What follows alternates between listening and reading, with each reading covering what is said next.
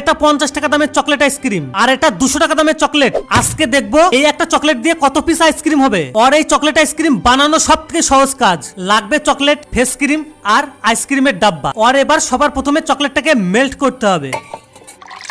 এবার এই চকলেটটাকে দিয়ে দাও এই বাটির মধ্যে।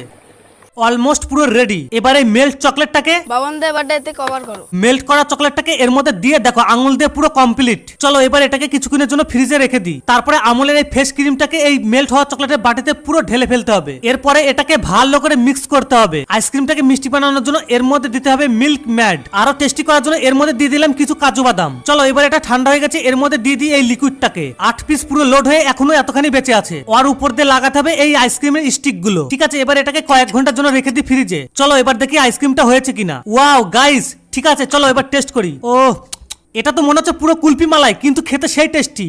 তো এটা 50 টাকা দামের চকলেট আইসক্রিম আর এটা 200 টাকা দামের চকলেট। আজকে দেখবো এই একটা চকলেট দিয়ে কত পিস আইসক্রিম হবে। আর এই চকলেট আইসক্রিম বানানো সবথেকে সহজ কাজ। লাগবে চকলেট, ফেস ক্রিম আর আইসক্রিমের ডাব্বা। আর এবার সবার প্রথমে চকলেটটাকে মেল্ট করতে হবে। এবার এই চকলেটটাকে দিয়ে দাও এই বাটির মধ্যে।